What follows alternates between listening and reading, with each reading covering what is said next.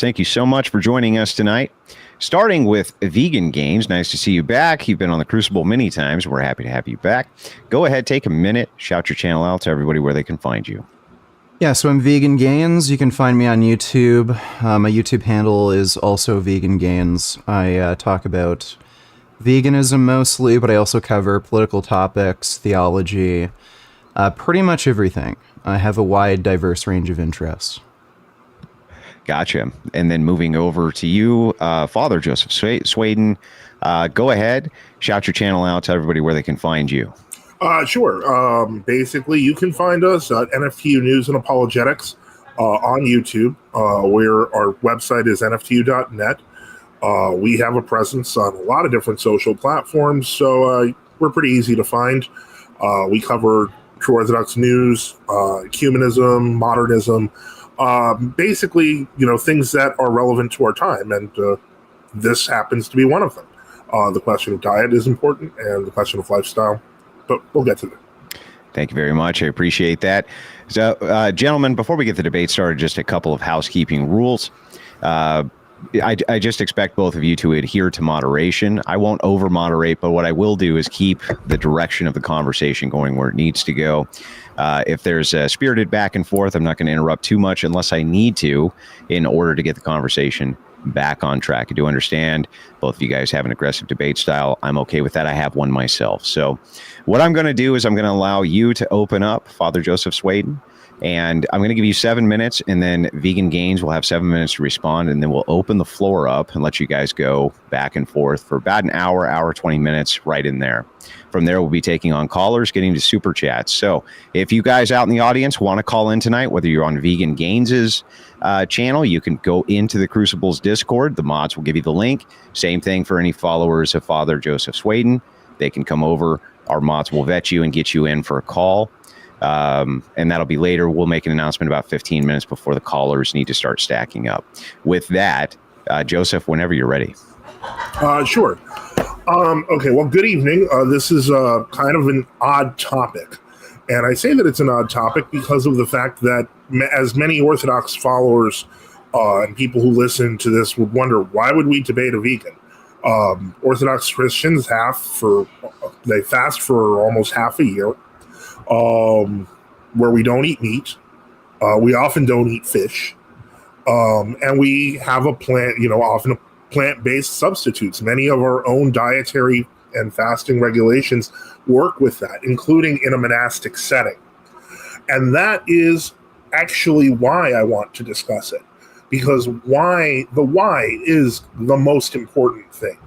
When we fast, as Orthodox Christians do, we're doing it not only out of love for God, but to improve our own body and to some degree improve the environment. That's part of the reason for the Jubilee in the Old Testament. And that's where a lot of that comes from. I would argue that a vegan perspective is very, very different.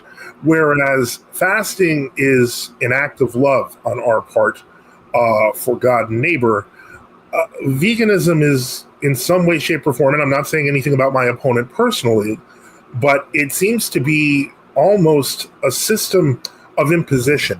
If I could quickly just share a slide here, I don't know if that's something I can do. Let me see here. I'm going to try here. Yeah, you can. You hit the present button. Yep, and then just click share, and I'll pull it up for you.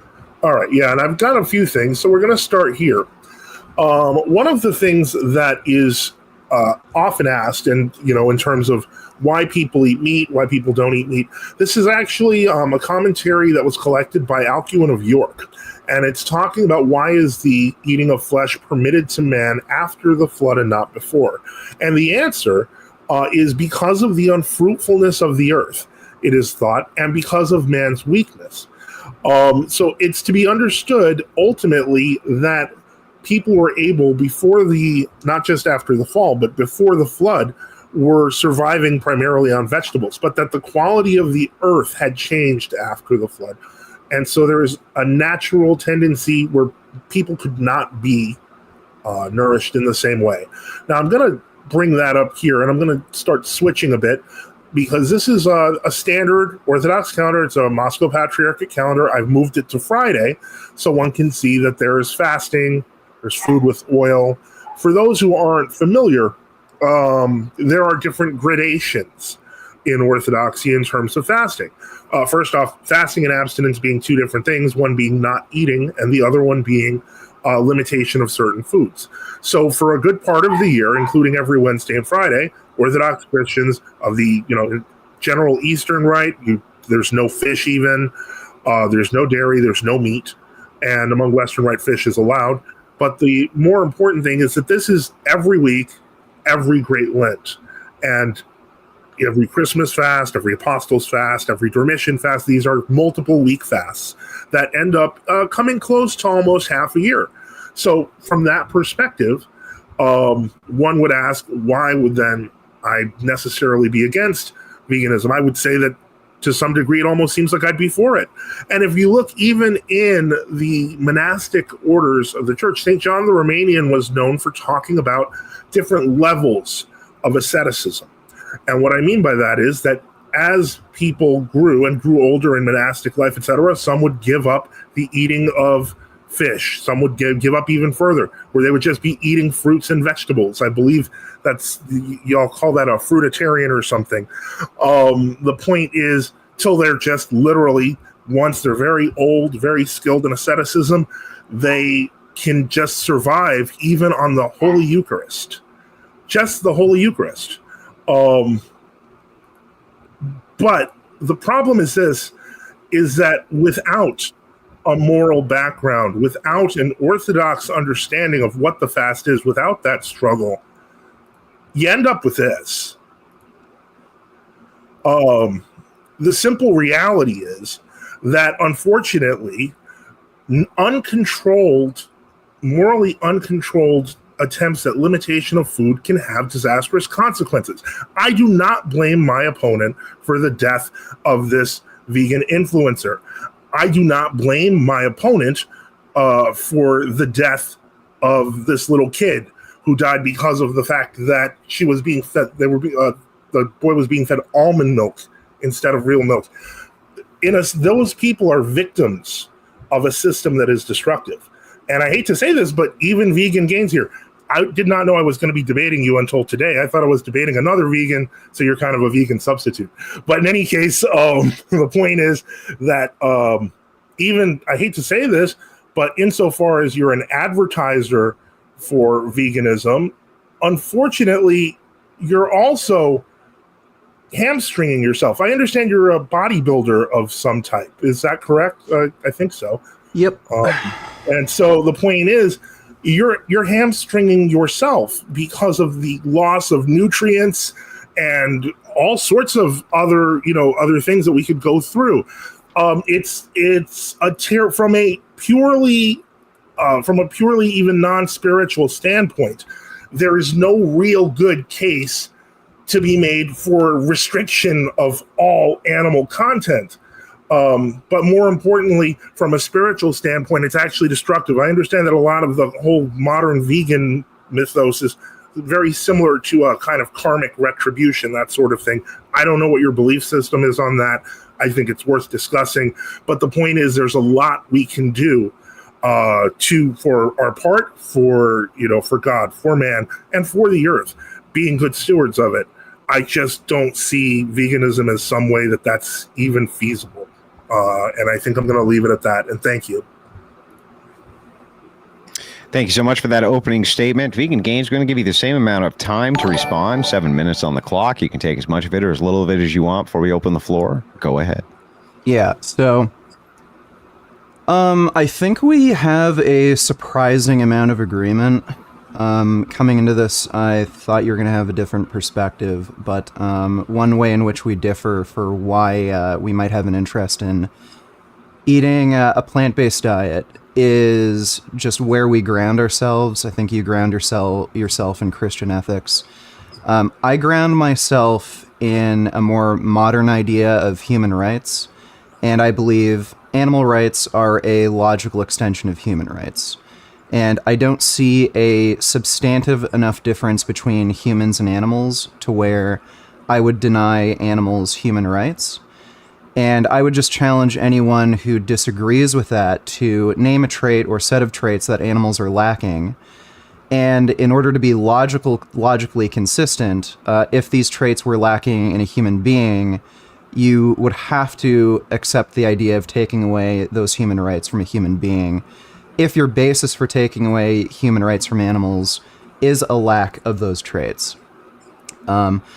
On top of that, to respond to your claim about hamstringing yourself, being, having issues with nutrition, you can get all the nutrients you need on a vegan diet, including things like B12, vitamin D. We do have modern technology on our side where you can take B12 supplements.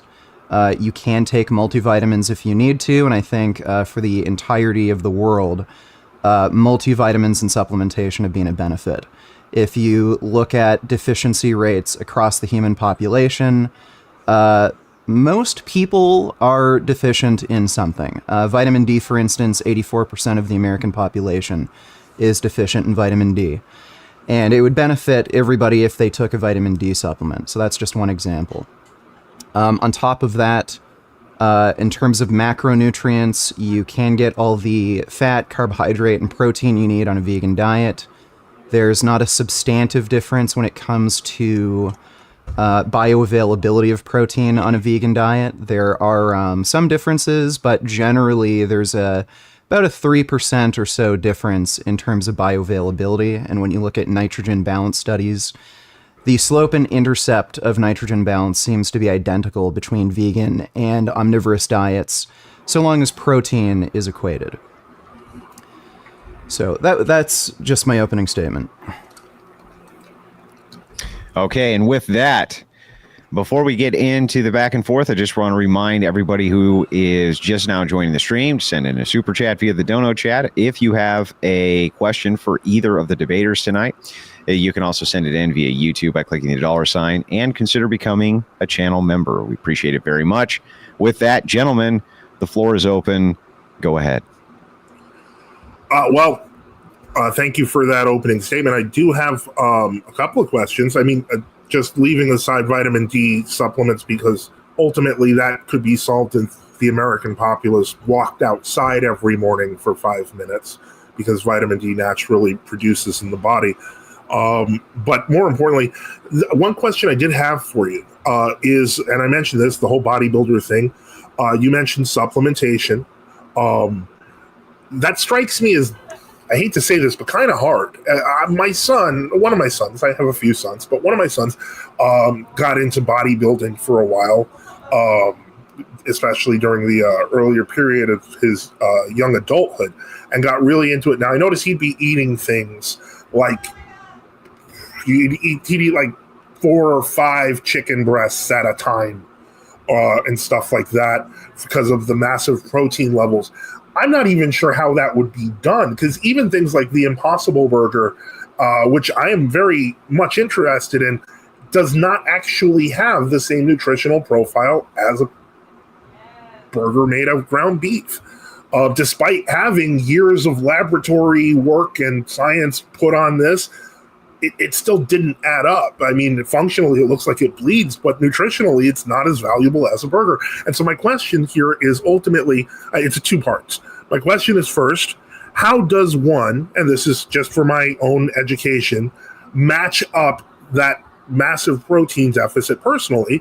And more importantly, how is this sort of weird laboratory setup for living, this almost a Soylent solution, better than just eating meat? Yeah, sure. If our body's designed for it.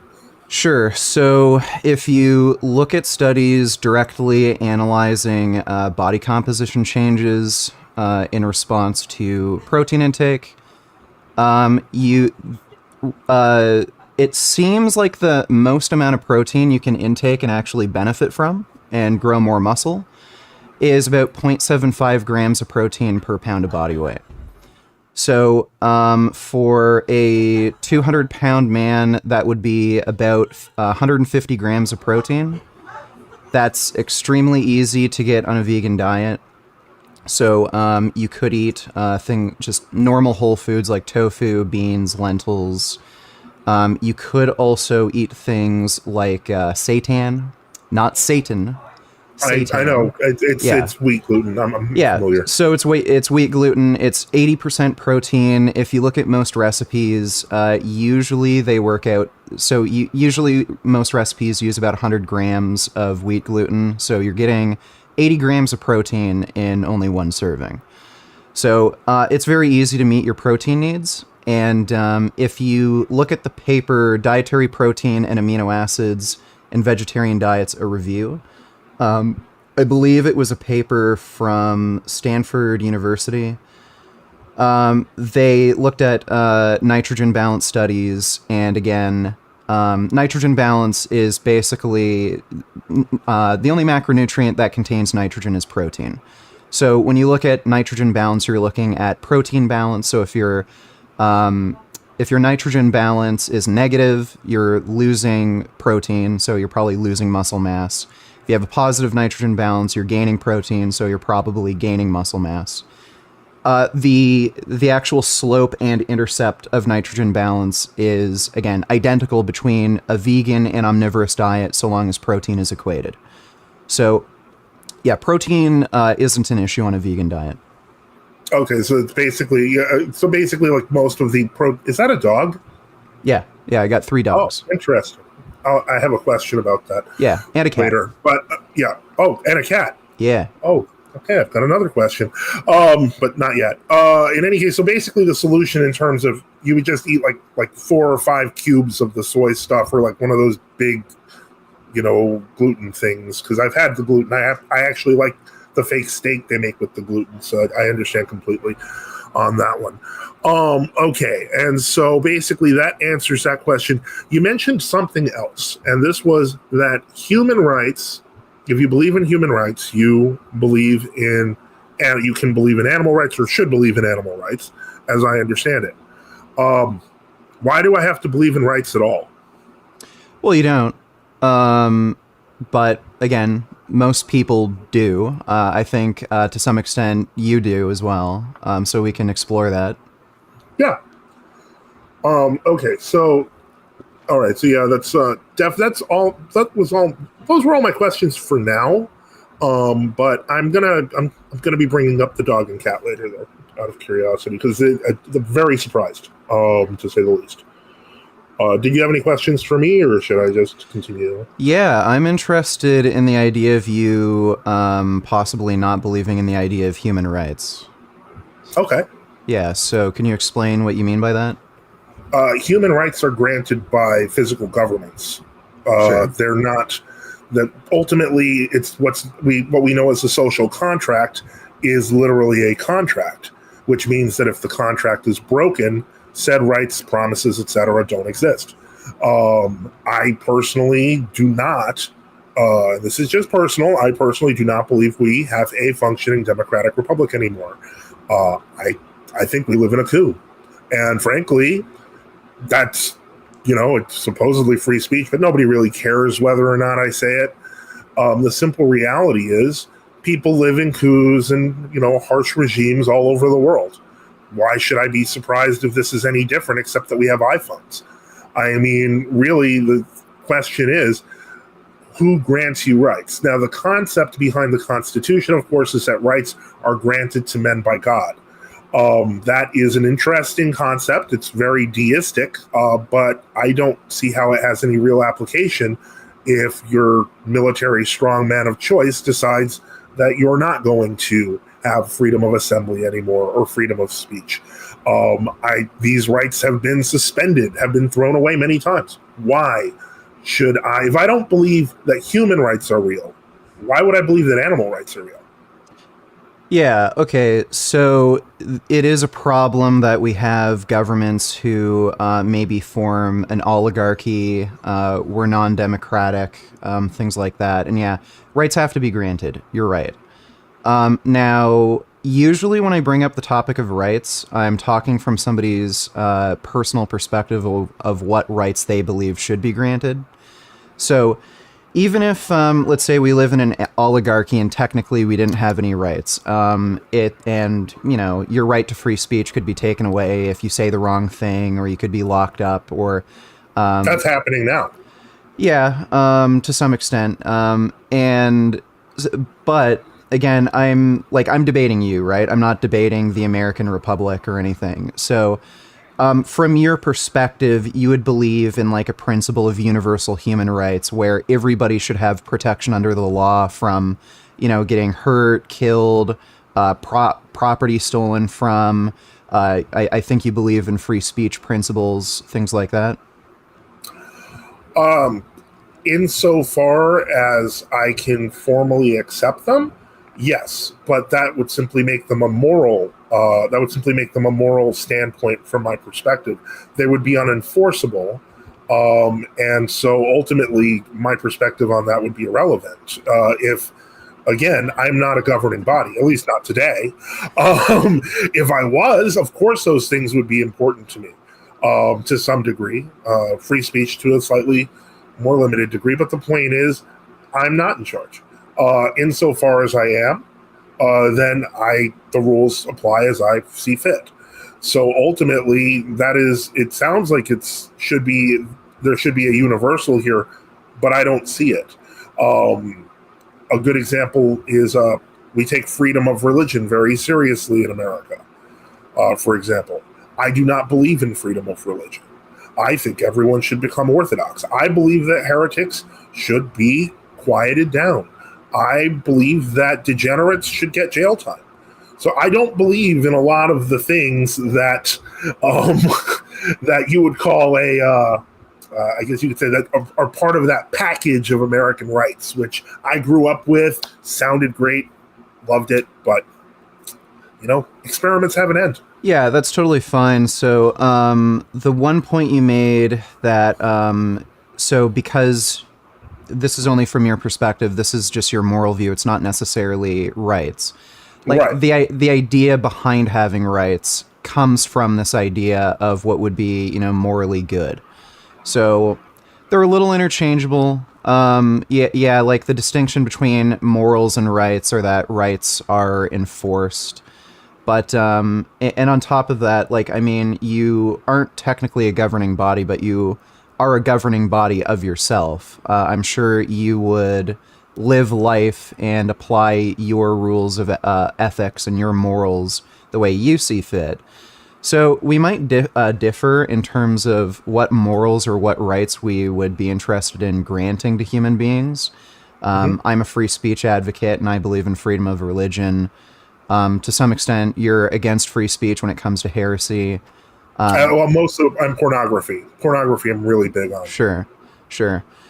But I do think we agree on a lot of other things. I think we believe that people shouldn't be murdered, or, think we shouldn't steal. I think we agree that children shouldn't be exploited. So, I am against, child prawn. I don't know if I'm allowed to say certain terms on here. But, yeah, so from that perspective, I would say in order to be logically consistent, you would have to grant those same rights or moral principles to animals. And I would ask you, from your perspective, could you name a trait that's lacking in animals that, if lacking in human beings, would justify that difference in treatment? Or sorry, let me say that again. Name a trait that's lacking in animals that, if lacking in human beings, would justify, say, you treating those human beings the way you would treat animals right now, where, I'm assuming sometimes you eat meat. Yes. Yeah. So, I'm just interested in what trait or set of traits a human being could lack where you would be okay with, say, having a human being at a burger or steak or something.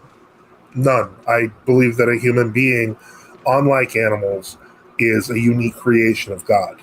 Okay. So it would be impossible for me to say that animals and humans are the same. I understand where your worldview may be coming from, and that's probably based on that whole evolutionary mindset that we're all animals and stuff. I don't believe that. And that's not the church's teaching. The church's teaching is that human beings are a unique creation by God. Okay, so being a unique creation from God would be the trait, essentially. And you think there aren't any human beings that lack that trait, Correct. but animals do lack that trait. Correct. Okay. That said, that doesn't. I don't want to. Remember that the human being in Orthodox anthropology is designed to be responsible for creation. And so, animals are part of creation. So it's not like we have a blank check to like factory farm and create like massive destruction. No, our job is to take care of the earth. And that's a responsibility that to some degree, I think a number of vegans kind of instinctually understand that, but don't realize how much that is going through their philosophy. But yeah, that care of the earth is what makes us human. Well, I think we have a lot of common ground there, though, and maybe we can get to that a bit later. But yeah, on the name the trait topic. So, since you believe human beings should be granted these sorts of rights or moral value in your worldview versus animals, because they're a unique creation from God, if we say if we hypothetically could find human beings that weren't a unique creation from God, you'd be fine with killing and eating those humans? Those wouldn't be humans. I mean, what you're asking ultimately is the pygmy question. Ultimately, if we talk about like certain Bantu groups and pygmies, they would eat pygmies because they considered them not human because they were midgets. I do not subscribe to that. I believe that both the Bantu and the pygmy are human. Unfortunately, people can apply that heuristic and have. But no, I would say that every human is created in the image and likeness of God. On a recent show we had done, we talked about the existence of dog-faced people. This is something very common in the cryptid community, but that was speculated and theorized in many of the ancient writings, and people even talk about the existence of such people now. But St. Augustine points out, if those people were capable of reasoning like humans, even if their language was strange, so on and so forth, they're humans. So yeah, humans can be very, very different creatures, but we're always going to be humans. But your dog is never going to be a human. Your dog's a dog. So how do you identify a human? Like, what's your definition of a human being? Well, a human being has the ability to tell right from wrong. They have the ability to learn, and they have the ability to communicate with their creator in ways that are pretty standard throughout human history. So this has nothing to do with, say, genetics or reproduction? Well, genetics is a fairly recent science, and we knew what humans were before genetics. But the point is that does confirm that there are, for example, repetitive structures. You can find repetitive structures at a cellular level, not just in humans and, say, monkeys, but in humans and fish. And you can find that in birds and fish and but the point is, the fact that we all have common organic building blocks, which is, I see that completely, doesn't change the fact that humans have always understood what humans were in a fairly, with, exception of certain small groups, like I mentioned with the pygmies, humans have generally recognized other humans as human. Right, but I'm just wondering, is your definition of human being, does that have anything to do with like biology, genetics, genomic structure, anything like that? Or is it entirely... all those things contribute? I mean, you're asking me what defines a human, and I'm trying to define it both spiritual but also a biological sense. Maybe, so, I wouldn't deny genomics, etc. But sure. Okay, so let me ask like maybe a clarifying question. So, like you've seen Star Trek, right? Yeah. Yeah. So, any alien species from Star Trek? So, Klingons. What are the pointy-eared guys again? The Vulcans. Yeah, the Vulcans. Mm-hmm. If say they were real somehow, like Star Trek was right, Vulcans were real. They're not human beings, correct? Like they're Vulcans in your view. No, I wouldn't say that. I would say that they're a different kind of human being because of the fact that if we remember, Spock is half Vulcan and half human, which means that they were able to mate and reproduce. That would tell me that this is a very different kind of human, but clearly if it produces a human, it's a human. Okay. And there's half Klingons too, so Klingons could also reproduce with humans, which would also make them human. Okay. I think there are a few species in Star Trek that couldn't interbreed with humans, or at least wasn't confirmed anyway. I haven't. Yeah, I'm not big on the whole Star Trek mythos. Sure. Okay, but let's use Mass Effect as an example, like a video game. There are species in Mass Effect that can't interbreed. I don't know what that is, but okay, I'll go with it. Sure. So let's say an alien species that was very much like a human being, same overall body structure, 5 fingers, eyes, had language, but couldn't interbreed with a human. You would be fine with turning them into hamburgers because they're not a unique creation from God? Well, first off, you're asking me a theoretical question about a theoretical creature and asking whether God would count that as a human. The problem is that we're not dealing with actual creatures. We're dealing with theoretical ones. Yeah, sure. I mean, one could make the argument, well, why can't they reproduce? That could be scientifically studied, so on and so forth. But in the end, we're not talking about real things. So, I mean, it's an interesting thought experiment, but in the end, if you're asking me what God would say for that, I wouldn't have an answer. 1, because I'm not God, and 2, because it's a thought experiment. Yeah, so it is a thought experiment. It isn't real. I don't know if aliens do exist or not, but what is real are your beliefs. And if your beliefs tell you that if something is not a unique creation from God, it's okay to kill and eat it, then if we were to be in that situation, you'd be fine with killing and eating like a highly intelligent creature with culture, because it's just not a unique creation from God.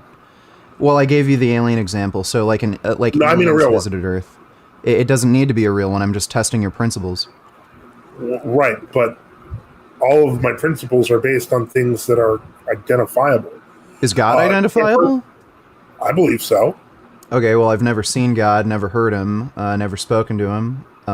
We can work on that. Yeah, I think a lot of people haven't. And again, like, if this were a real thing, I don't know why this is still... Like, if God was a very real presence, it's kind of strange that we're still having debates on whether or not he exists. So I could say that your God has... your God may be like a fantasy or hypothetical, just like this alien example. I would argue that the reason we still have debates on the existence of God is because of the persistent intractability of man and his lack of a desire to follow God's will. Right, but my point is, if you're going to say you're not going to answer a hypothetical question on the basis of it not being based in reality, like, I mean, I could deny any question you propose to me that has anything to do with God, because I could say it's not based in reality. Like, we're talking about moral principles, and I'm just trying to test your moral principles here. Well, and that's fair. I'm not bothered by it, but I will switch back to reality when we're talking about things that have real consequences. And when we are talking about whether real animals, have rights, real rights, as compared to humans, real humans, I see no reason to go into the hypothetical to justify my position. The simple reality is, and we haven't even talked about it, since I don't believe in human rights, it obviously follows that I probably don't believe in animal rights, because animals don't believe in rights because they can't even conceive rights. So the point is, we're ascribing rights to animals that aren't even aware that they exist. Can you tell me that your dogs understand that they have the rights that you claim? Well, hang on. Before we pass through this avenue, what Vegan Gains said is a hypothetical to test your logic is valid. It is a valid hypothetical to test your logic. There's no problem unless you can come up with why it's a contradiction or something like this.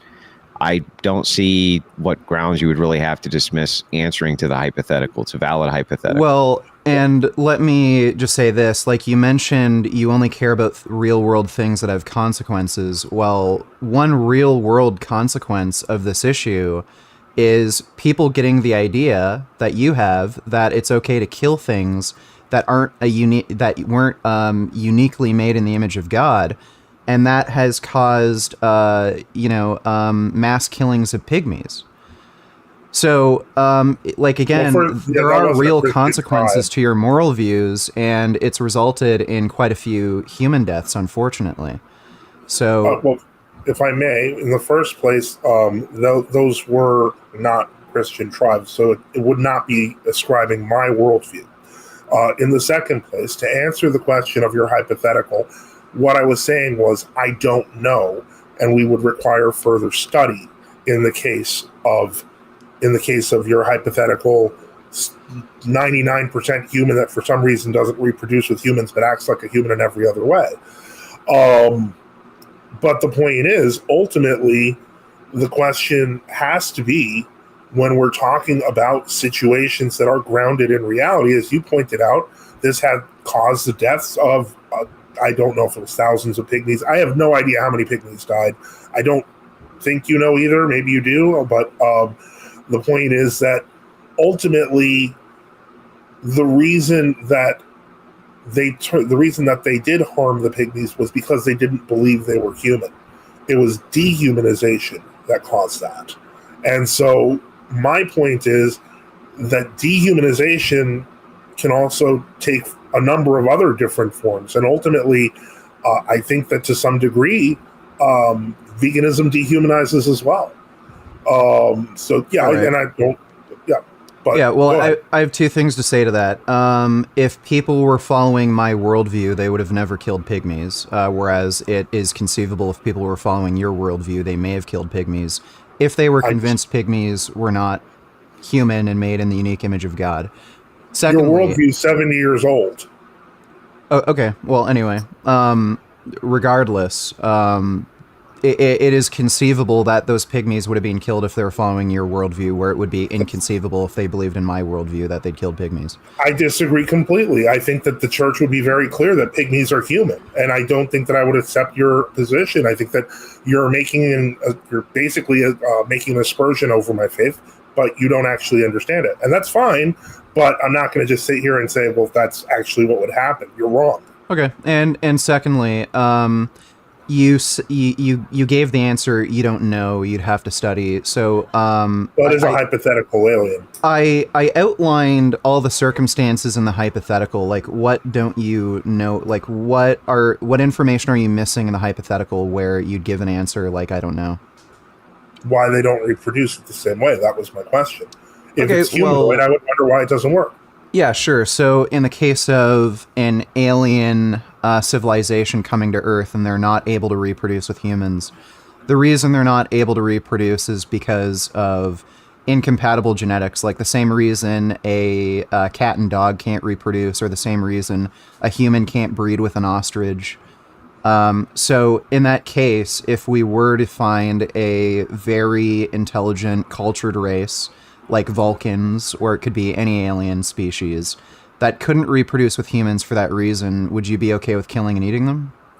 I think, frankly, if we were dealing with a hyper-intelligent alien race that could not reproduce with us, but could still travel through space and arrive, I think I'd be more concerned with whether they're going to eat us than whether we're going to eat them. Okay, sure, but as far as the question if you'd be okay with killing and eating them, I wouldn't even know how to respond to that. I mean, frankly, I don't like the idea of eating, say, for example, monkey, because it does bear some kind of resemblance to a human, but it is a popular dish in many countries. I personally, it doesn't strike me as something I would want to do.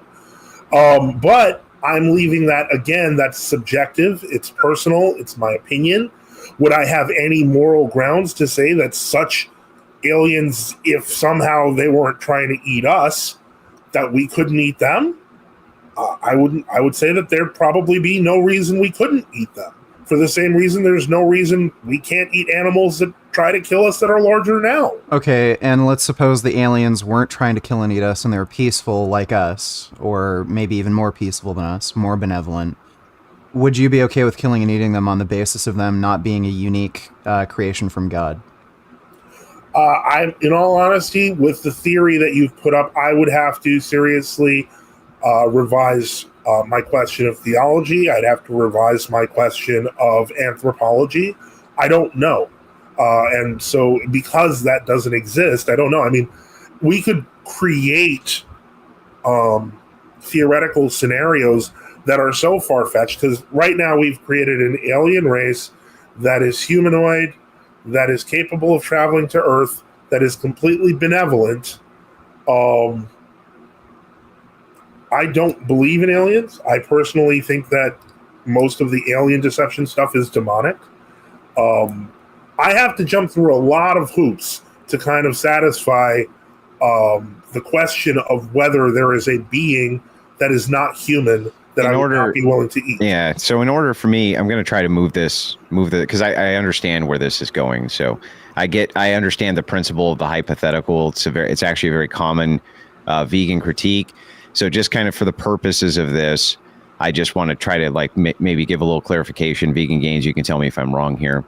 What he's asking is that if you had a duplication of a human being, absent whatever the trait is that you consider to be the image of God, so let's say like a perfect clone or something like this, would you then be okay if it had all of the same physiological traits as a human being, but was absent whatever the other X thing was?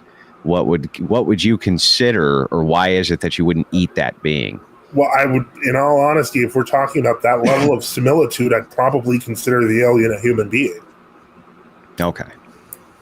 Okay, so if you're talking about an alien species that's extremely similar to human, but just couldn't interbreed for, the same reason a cat and dog can't interbreed, you'd actually consider them human?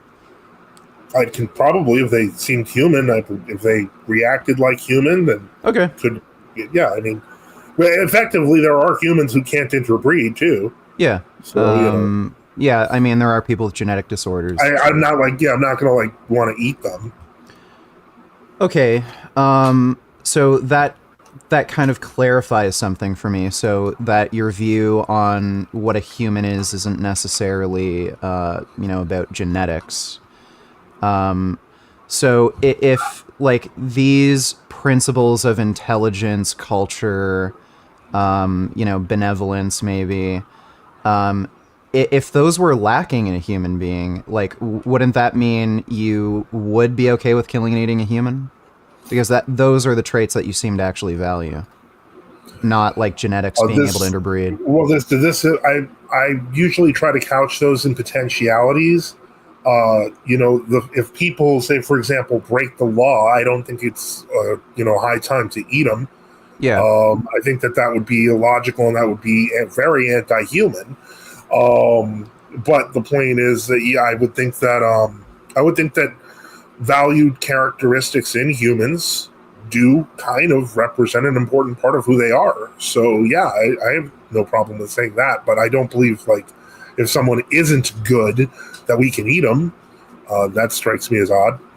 Right, but I'm not just talking about not good. So if we were to find somebody who's human, so they were born from a human, okay. But say they were extremely unintelligent, where their intelligence might be able to be compared to a wolf.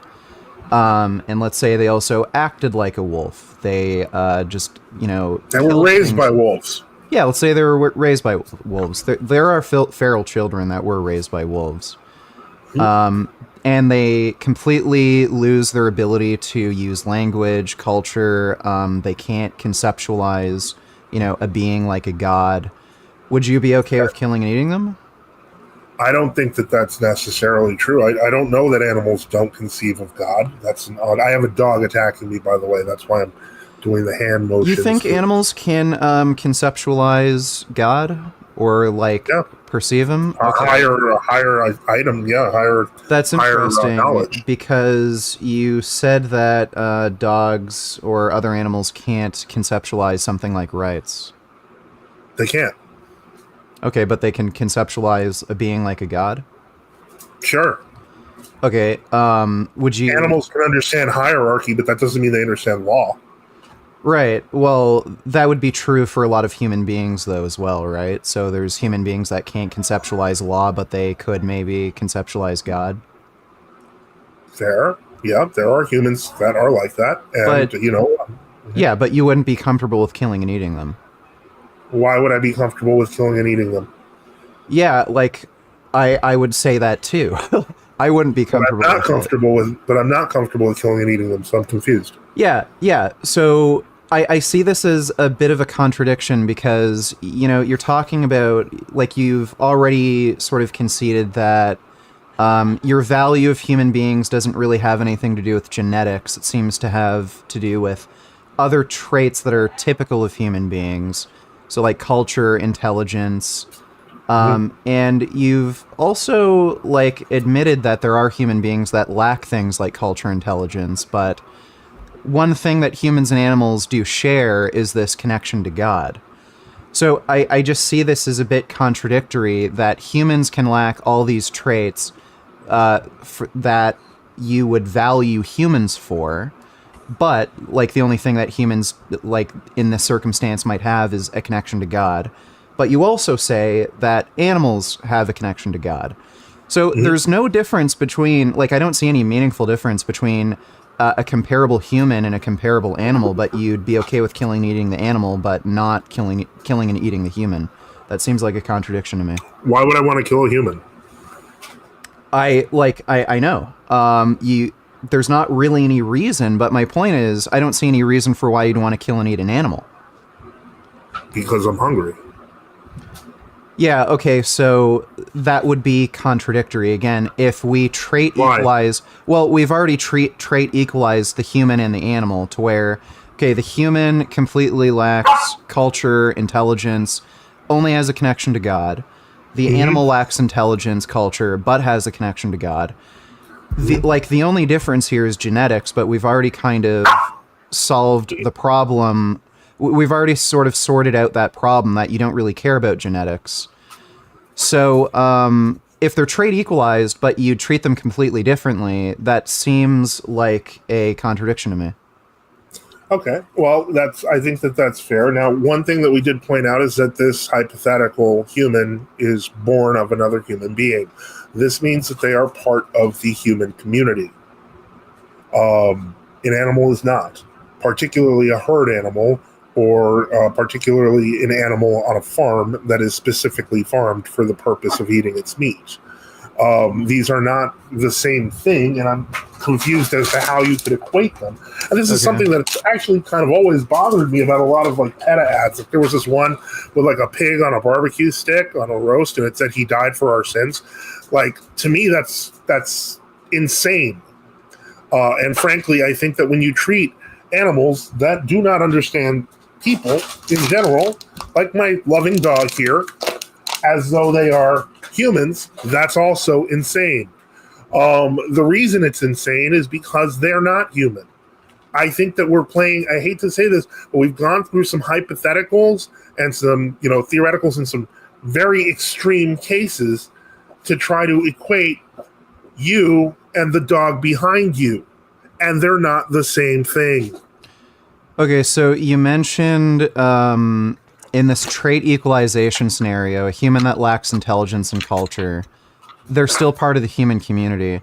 They're still human. Well, that community has to do with socialization, and you could be thrown out of a community or rejected from a community or never being a part of the community, like in the case of a feral child. Like, there have been kids who are born from parents who are living out in the middle of the wilderness. Parents died, and the kids were saved by, like, wolves. So they're not part of a human community. Just like rights, community is something that's kind of granted to you. So, again, so again, I see this leading to a contradiction. If we trait equalize the human and the animal, you'd be okay with killing and eating the animal, but you wouldn't be okay with killing and eating the human. That's a contradiction. So Well, part of the problem is that we keep talking about trade equalization, and I'm not sure that that's actually a proper way to proceed. If trade equalization can make you and your dog appear equal in the eyes of the law, something is seriously wrong. And I'm not saying that something is seriously wrong with the end result, but something seriously wrong with how we got there. You appear to be a 20-something YouTuber. 32. Who does 32? Okay, 30-something YouTuber who is talking at length about veganism and working out. Your dog is not. Your dog is your pet. And the point is, you're not the same thing. And I know that it sounds like I'm kind of just skipping over very well-crafted intellectual arguments, but if those arguments lead to you thinking that you're the same as your dog, something is seriously wrong. Yeah, I'm not the same as my dog. Yeah, my dog's less intelligent. He's probably a bit cuter. Things like that. But he also can't work out. He probably is not a workout guy. Yeah, he can't lift weights the same as me. I can bench more than him. Sure. Can he talk? No, he can't speak. But again, can he bark? Yeah, he can. But okay, so these differences to me seem like just not substantial enough for me to be okay with killing and eating my dog. Well, yeah, but now here's my question: why do you feel it's okay to keep your dog in your house? Well, because I love my dog, and it's a domesticated animal, and he cannot live outside without dying. Like, he'd get eaten by coyotes or starve or something like that. And now the cat. Also the same with thing. The cat. Yeah, same with the cat. But what does the cat eat? He eats a vegan diet. We feed him Benevo, vegan cat food. Can I ask a question? Yeah, are cats naturally vegetarian? No, they're naturally carnivorous, but why would you feed your cat a vegetarian diet? Yeah, because I'm against killing animals. So if I have a cat, what if they're already dead and in the can? I mean, they're in a can. Sorry? The animals are already dead in a can. We're not talking about sending them off to kill mice here. They're in a can. You just have to just give the can to the cat. Yeah, but an animal had to be killed in order to do that. So if I pay for, non-vegan cat food, I'm paying for animals to be killed. If there were mice in your house, can the cat kill the mice? Depends on the degree of infestation. If, it's just one mouse, then yeah, I'd try to prevent the cat from eating the mouse. If it's, a crazy infestation where the only possible way is to use lethal force to end the infestation, then yeah, I'd be fine with it. Okay, so basically, it's just a matter of how bad the house gets before the cat. So this is kind of utilitarian sort of thinking. No, it's not utilitarian. When can we weaponize the cat? Is my question. It's not a utilitarian worldview. I would say it's deontological. Let's say somebody broke into your house. Would you, if it were possible to remove that person from your house without using lethal force, would you not prefer that over using lethal force? Not sure. If we're being honest, I'm not sure. While I'm clergy and therefore I cannot fight, I cannot use weapons, my family can, and I make sure they're armed to the teeth. Right, but so the question is this: if I was to remove somebody who was trying to break into my house violently without lethal force, why would I want to risk them coming back? Okay, well, you just call the police or something. Again, I don't know why you'd just necessarily assume that because somebody broke in, they're going to come back. In all likelihood, they're not. The way I see it is an active threat to my home. Sure. It is an active threat to my family. Okay, do you have kids? No. If you did, that changes your worldview substantially. Well, because if they can hurt your kids. Well, yeah, I mean, that would be something I'd consider if somebody did break in and the extent to what the threat is. But, let's say somebody just wanted to steal something valuable from your home. Let's say you had jewelry. They didn't really want to hurt you. Jewelry, however, is usually in the bedrooms of a home. Which means that they would have to confront you physically unless no one was home. Let's say they just wanted to steal valuables from your home in general. Okay, they didn't want to hurt you, and maybe they even said that when you're pointing a gun at them. Would it not be a better scenario to wait for the police to show up, hold them at gunpoint, and then have them be arrested versus just shooting them? I mean, there's some pretty corrupt police departments out there. Okay, but I guess in theory, yeah, I'll accept that. Right. Well, it's a similar thing. Like, okay, a mouse might want to come into my home to get food, like crackers or something. I do have crackers on the counter. If I can just pick up the mouse, put him outside, and then maybe figure out a way for mice to not get back in, I see that as a better alternative versus just killing whatever mice enter my home.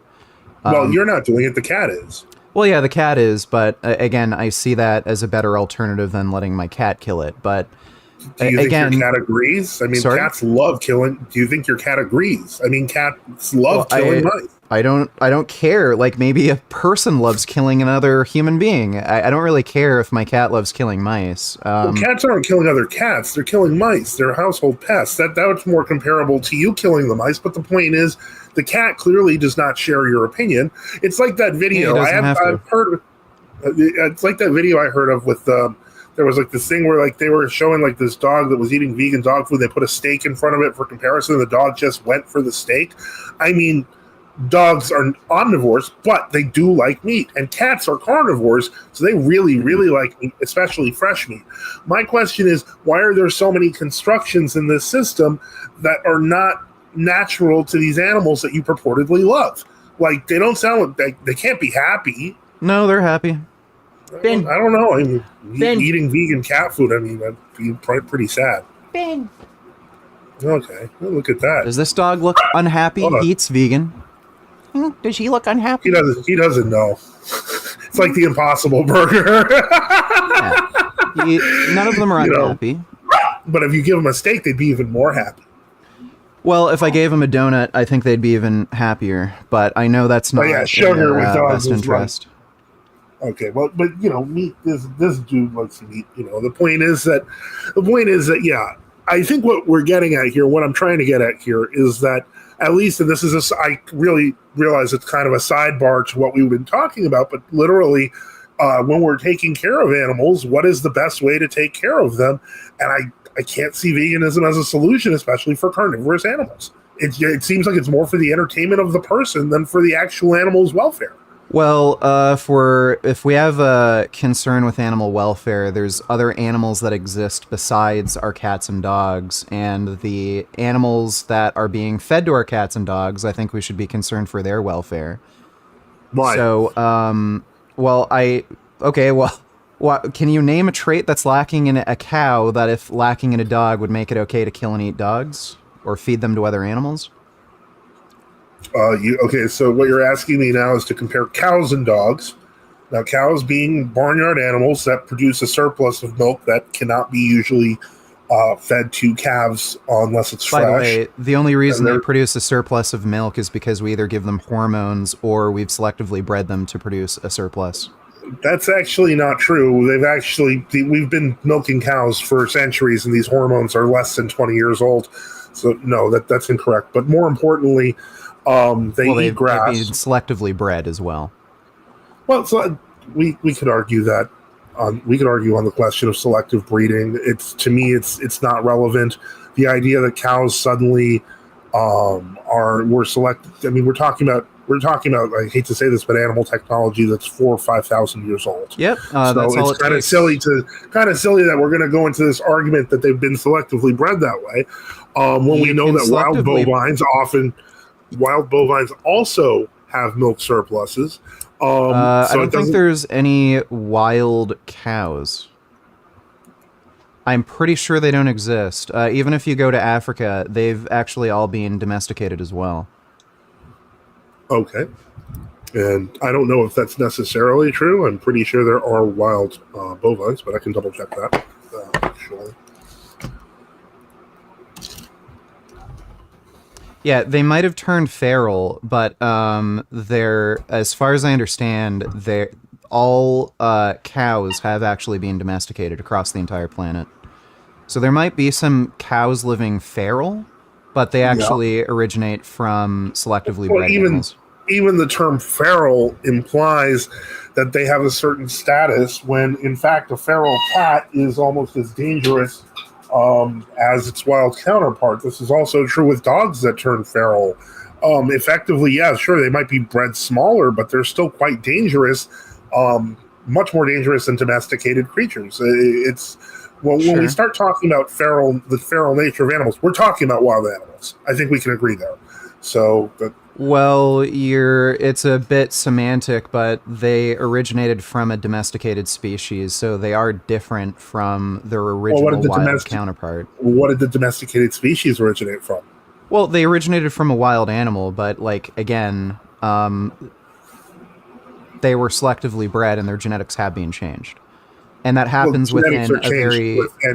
Like, you can alter the genetics and the appearance and the physical characteristics of an animal through selective breeding within only a few generations, so...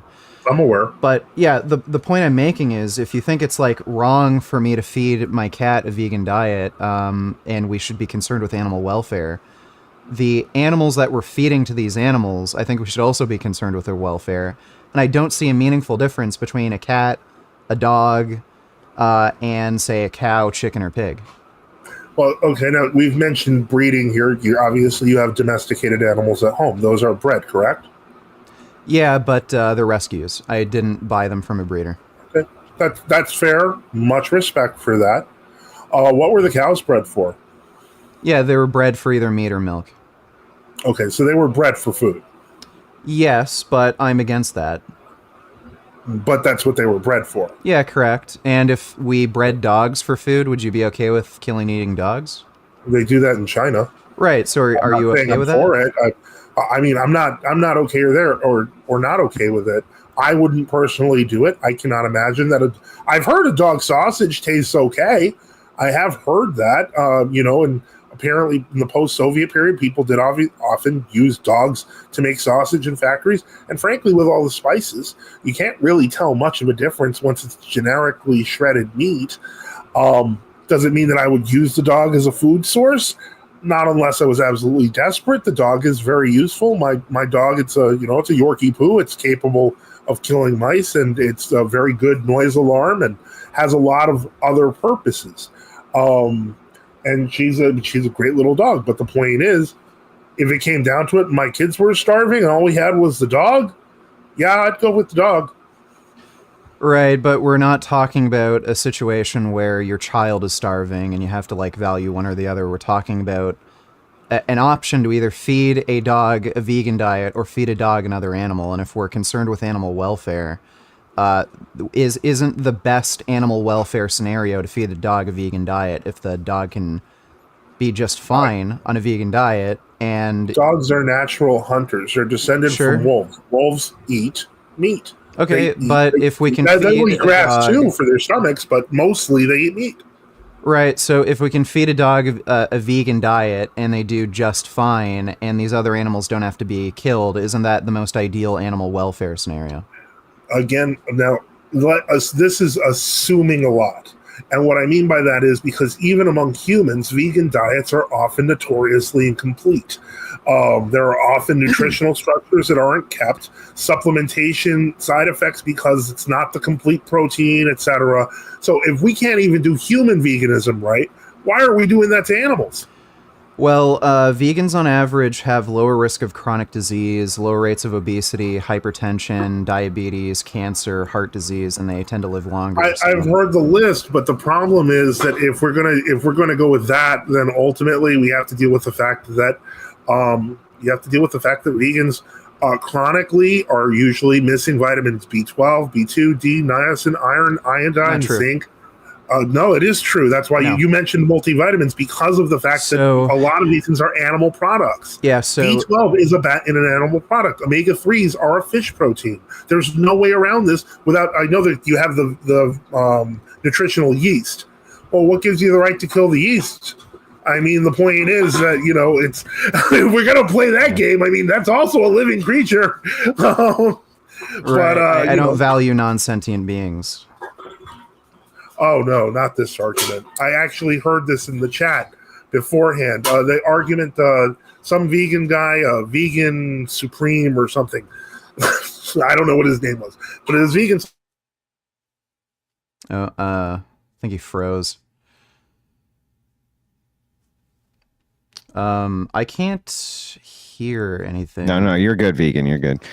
Joseph. Sorry about that. Yeah, I'm back. Okay, Sorry. so we lost about 15 seconds. Right. What I was saying was that the person I was talking to was mentioning bivalves, and bivalves, as you know, mollusks, clams and stuff. He was saying their thought processes barely exist. Like that's, I think he said Vegan Gains would agree with me that those could be eaten, and then you get your proteins and your B12 and veganism once you're eating shell.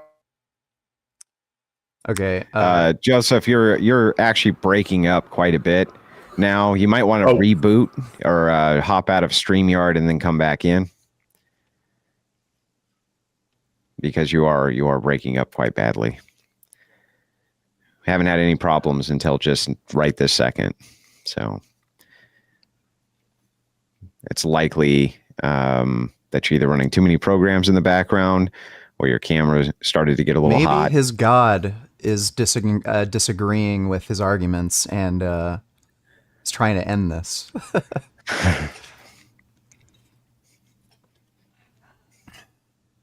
It's clearly divine intervention. It's not fair, vegan, because if you're gonna try, I can't even say anything back because I'm the moderator. It's messed up. Hey, there you go. Looks good on this end. Let me get rid of this second view. There's two of me. Yeah. You're good. Okay. So what I was talking saying about was bivalves, and then you cut out. Right. I was saying that apparently the argument was that bivalves, because of their limited sensory applications, etc., their limited understanding, are perfectly valid to eat. But my point was that's not vegan anymore. You're eating shellfish. It literally goes against the concept that the vegan society.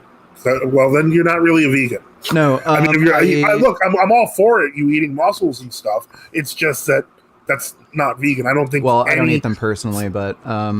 But like you could though. You're saying it's okay. Well, I could. He was saying it was still vegan, which it doesn't make sense to me. Yeah, so the vegan society definition, I don't agree with. I think their definition is reducing the suffering, death, exploitation of animals as much as reasonably possible. That's their definition.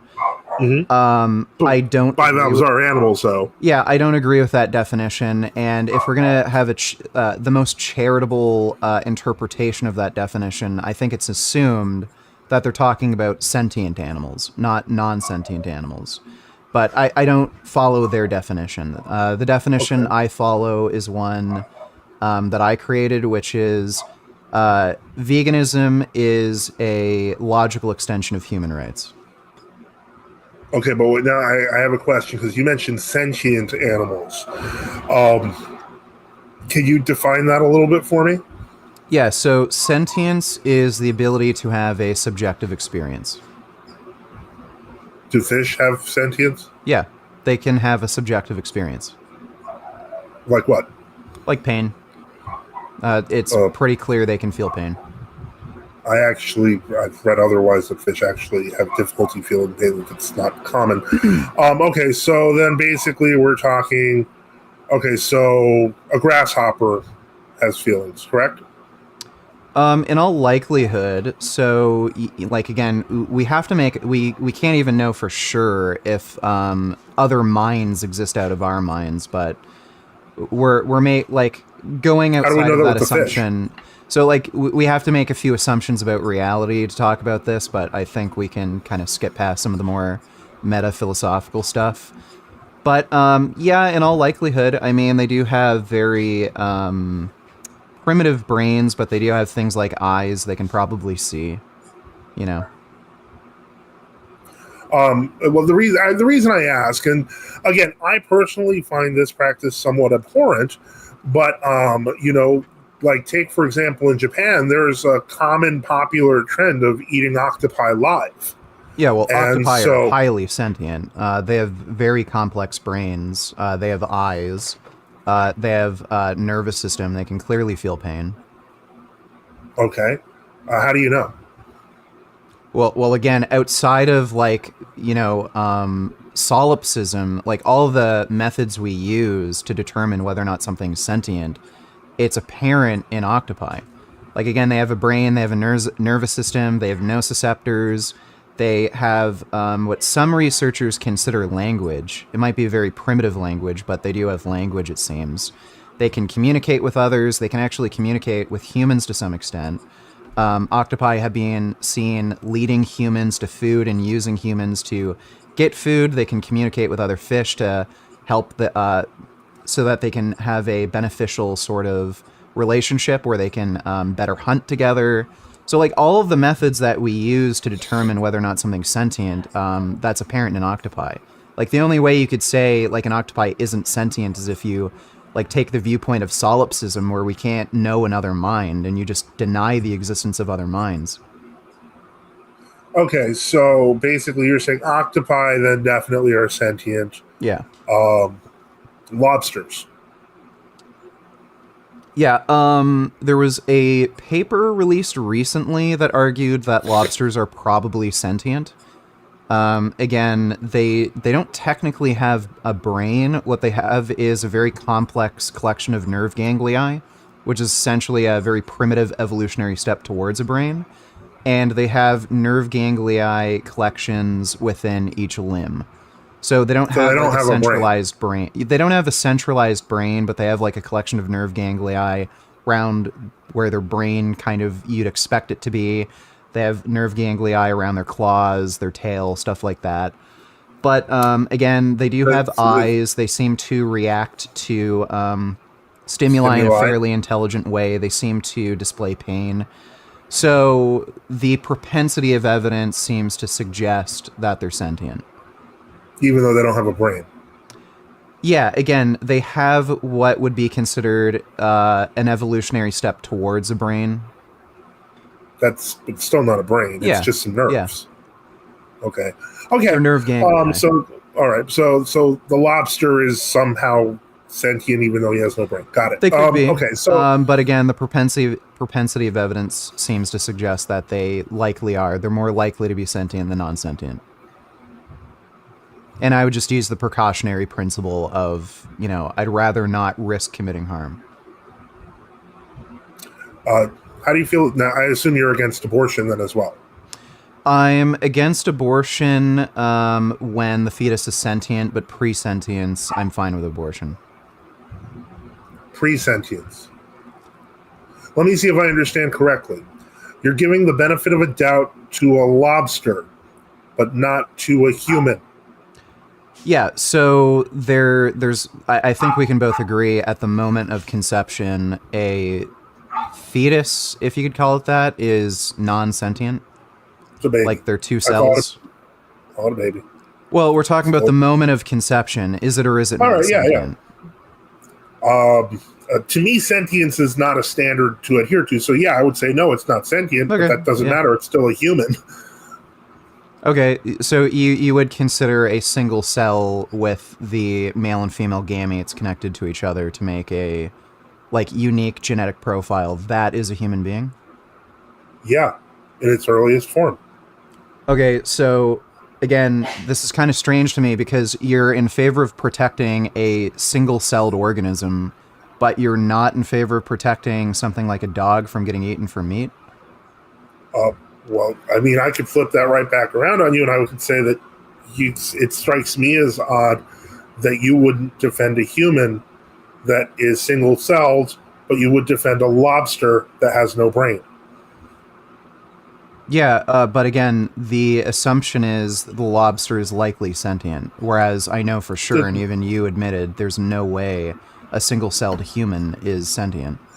But I know a single-celled human will eventually be sentient if it's taken care of and not killed. Right, but if you can control the outcome, it won't be. In other words, if you kill it, is what you're saying. So you can kill the human, but you shouldn't kill a lobster, even though it has no brain. I'm just trying to understand you. Yeah. So the human isn't sentient. I don't have a problem with killing a non-sentient creature. Can you see why I might start thinking that veganism's a little misanthropic? Well, again, you're the one who's fine with like killing and eating dogs. I'm not fine with it. I would not personally do it, but the point is, I know it can be done. Right, but like, but you're okay if we're with talking ripping apart about little kids, so it's like fine. well, I'm not in favor of ripping apart little kids. We're talking about a single-celled organism. It's not single-celled for longer than 24 hours. By the time you discover it is far from single-celled. Most pregnancy tests pick that up around 8 weeks. If at the earliest, it's usually around 11. By around week 13, it has fully formed limbs. So yes, you are tearing apart a baby. Yeah, again, if we look at the number of different conscious creatures we're in favor of killing, I think you're in favor of killing far more than I am. Well, yeah, except I'm not in favor of killing humans. Well, we've gone through the name the trait process, and the best answer you could give me is I don't know, because when we trait equalize, you gave me the answer I don't know, so maybe you would be okay with killing humans. Well, if they're invading my house, I think that we've clarified that. That said, again, if it seems like I'm applying what would be known as the law of the jungle, it is because I do generally see things that way, which is how animals see that things, and that's why they kill each other, and that's why they eat each other, and that's why dogs normally would eat meat, and cats universally eat meat, and humans saying they shouldn't doesn't make any sense to me. Humans saying they shouldn't eat meat?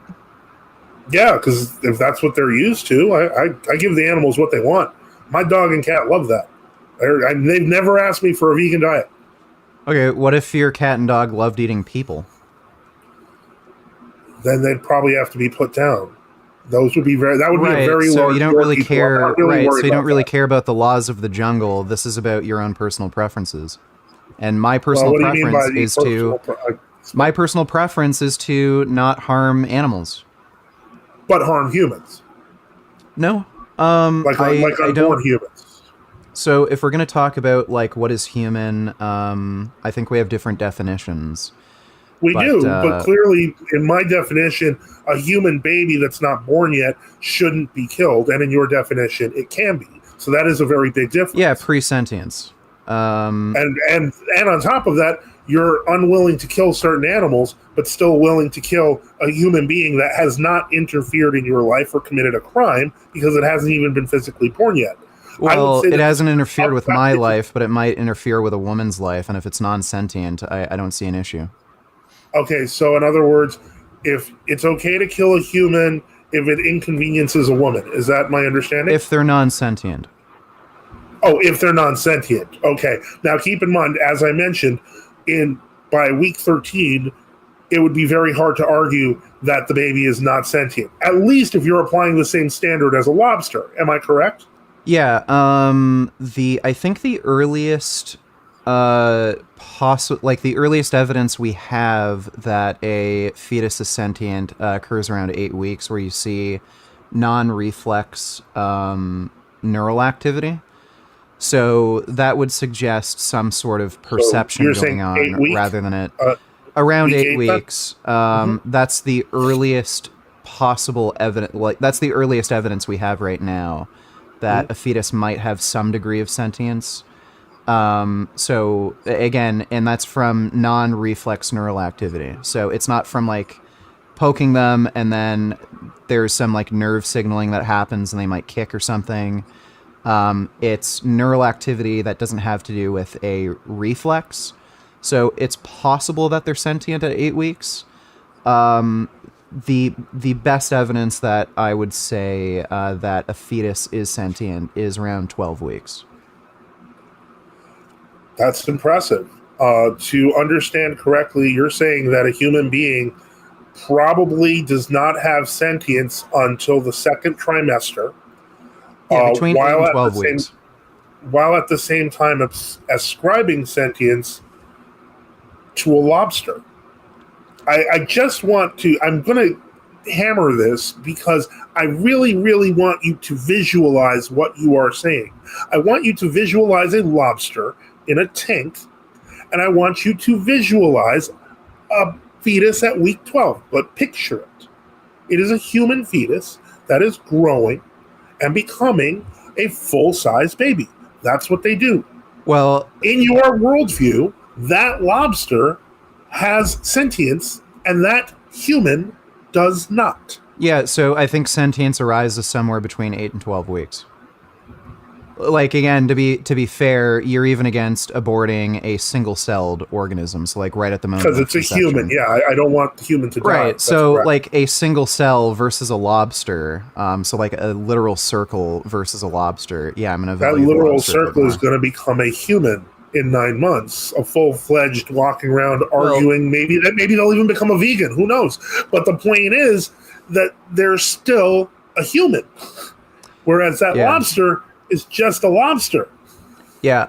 Again, I think we just have a fundamental difference in values here. Where again, I only value sentience, whereas you don't. You value a combination of other things, but I think I your value values, humanity. Yeah, well, I don't know, because when we did the trait equalization thing a while ago, and I asked you if you'd be okay with killing and eating a human, your answer was I don't know. So I don't know if you value humanity. I do not. I did not. When did I say that I would eat a human? I never said that. You said I don't know. No, So I don't then know I if you value misunderstood your humanity, and question. I don't know if because you I can know if you definitely value answer- humanity. I can definitely answer that question. It may have been confused in the discussion, but no, I would not eat a human. Right. So to go back to the name the trait issue then, so if there was a human that lacked culture, that lacked intelligence, but only had a connection to God, just like the animals. I would argue there's a potentiality issue that you're ignoring, but that's beside the point. Right, but you would be okay with killing and eating the animal, but you wouldn't be okay with killing and eating the human, even if they were trait equalized, right? Because I think your trait equalization methods is insufficient for determining whether things are similar or different. In the same, using this trait assimilation method, one could make an argument for the rights of your dog. Yeah, and which I'm sure you would, right? But the reality is, right? But the reality is, your dog doesn't have rights. Your dog's a dog. He's not you. That's just reality. I know that, we can point to he's a loving Hang on, gentlemen. I'm sorry to cut in, but that is actually all the time we have for this portion of the debate. There's no great time to end a debate, right? There just never is. Sure. But so this is as good a time as any. I do want to give both of you guys closing arguments before we move over to the call-in section. Now, Vegan Gains, as Joseph opened first, I'm going to let you close first so he has the last word. Go ahead when you're ready. Yeah, sure. So, again, I believe my worldview leads to no contradictions. You might disagree with my worldview that I value sentience and sentient creatures should be protected under the law. But I think his worldview, Joseph's worldview, does lead to contradictions where even if we don't see any meaningful dissimilarities between humans and animals, he would still be in favor of only killing the animal but not killing the human, even when, again, according to him, there's no meaningful dissimilarities. So that's a contradiction, and either he has to acknowledge that he's in favor of taking away human rights, or he is in favor of granting rights to animals. Since he's not willing to acknowledge the contradiction, I think he's just being unreasonable, in my opinion, and I think a lot of his viewpoints are unreasonable. He believes it's okay to kill and eat dogs, which is something I'm totally against, and I think a lot of people are against. Showed you my little dog Finn on stream. I think it would be horrible to kill a cute little dog like Finn, or any dog for that matter. And I think a lot of animals, including chickens, cows, pigs that we eat, they're sweet, sentient, intelligent, curious animals that can feel love and affection just like we can. And they should be protected just like your dogs or cats, and just like you or me. So that's my ending statement.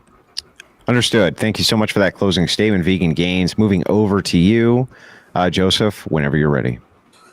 I think I kind of pointed out at the beginning of this debate, and there's a reason I threw out the dead vegan influencer, as well as the baby who died because she was fed almond milk. And I think this debate helped confirm things, confirm pretty much some of my suspicions. As pleasant as it was to talk to Vegan Gains, the simple reality is that when we take away the concept of rights, because I don't believe that those exist without enforcement mechanisms, there's no real good reason to believe in the concept of animal rights. But more importantly, that ultimately veganism, for some reason, seems much more anti-human than pro-animal. We find this, we had this discussion. Ultimately, Vegan Gains is kind of, I'd say he's a middle of that kind of, he takes the middle of the road democratic position that babies are usually, as long as it's to a certain period, that's it's okay to kill them. He puts it as this nebulous notion of sentience, which apparently doesn't apply to a small child, even though it applies to a lobster without a brain. That said, again, I'm not surprised. I'm a little sad. I thought the theoretical question of the alien was kind of pointless. I do not like the idea that dogs are eaten, but I am not against their being eaten in case of that situation. Do I like what's going on in China? No, but I don't feel guilty about it. It's not me. I have a cute little dog, and I'm not going to torture her by feeding her vegan dog food. I have a cat. A cat's a carnivore, and I'm not going to play house with the cat and force the cat to eat something it doesn't naturally eat. There is something to be said for just nature in this, and it's, I think, largely been forgotten, misplaced in this weird, constructed modernist world. And from that perspective, I think I'll say thanks, and we'll leave it at that. Appreciate that closing statement. Remember, ladies and gentlemen, you can still send in a super chat. We'll be getting to all those tonight. We have some callers who are coming in, but before we do things a little bit differently on the Crucible. Once the closing statements are done, we do consider this portion of the debate to be closed. Moderator usually takes notes throughout the debate and can ask some questions at this point. And I have a couple that I want to ask. In this case, just one for each debater. With Vegan Gains, there'll probably be one follow-up with this, depending on your answer. But you claimed that a human pre-sentience has no moral value. So essentially killing it is fine. That's correct, right? Yeah, that's correct. Okay. But eggs also have no sentience. Can we eat them? Chicken eggs? So eggs don't have any sentience, but there's an issue with the industry of egg-laying hens, and it's the egg-laying hens that I have an issue when it comes to mistreatment, not the eating of eggs itself. So you would say that the eggs themselves and the eating of the eggs contribute to the kind of like bad or mistreatment or bad thing that's happening to the hens, correct? So if you're buying unfertilized eggs, you're paying for the mistreatment of the hens. But if you were to find an unfertilized egg just somewhere, eating that unfertilized egg isn't harming anybody. But how come that criticism does not apply to you for abortion? If you're killing them pre-sentience, doesn't it support an industry that kills them post-sentience? Well, no. If you're only... Yeah, so if you're just paying for an abortion pre-sentience, I don't see how that's necessarily supporting... How would it not... how could it possibly not be contributing towards the bills and the payment and the everything else, which would go into the abortion of children who do fit your definition of sentience? Yeah, so there's different doctors that are going to be comfortable with abortion at different periods. There are doctors who will refuse to perform an abortion at 12 weeks. There's some that will refuse at 6 months.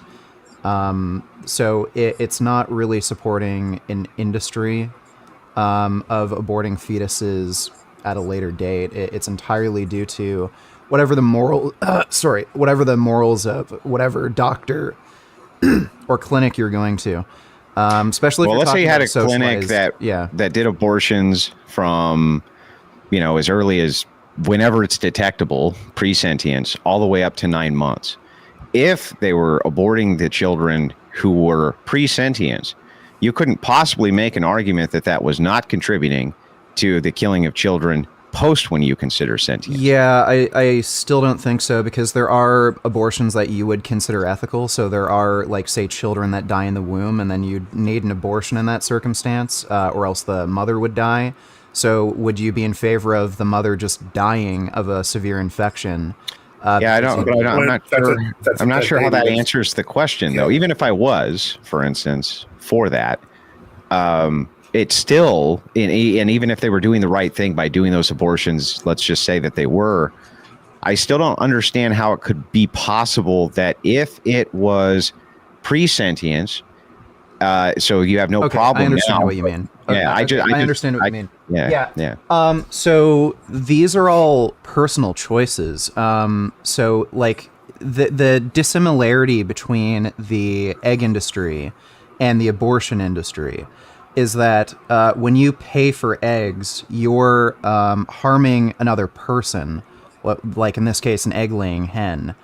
And you're not, like, you buying those eggs, it's creating the same set of circumstances no matter who's buying them. Whereas if you go in for an abortion and the abortion is ethical, and like in the case of, say, the fetus dies in the womb, and if the fetus isn't aborted, the mother's going to die. You're not creating the same set of circumstances that where a child is dying or a child is being killed, like a sentient child. So Vegan Games. Yeah. Question: have you ever raised chickens? No. Okay, just a little thing. When you raise chickens, they can't count. So you see, when you take the eggs, as long as you leave one, the chicken doesn't care. I don't think you understand what I'm saying. I don't. I'm trying to understand what's the moral. You said taking from another person. I actually do. It's not. If you watch the animal rights documentary Dominion, there's a section where they talk about the egg laying industry. If you want to know more in detail, you should watch that documentary. I'd recommend. No, I actually do understand the criticism, and I've worked most of my professional career inside of giant factories which process meat and kill animals. I understand the process well, and I understand the criticism of saying that by going to the store and buying the eggs at the store that come from these kind of mass giant plants, that you are contributing towards the kind of mistreatment of these animals. That is the criticism.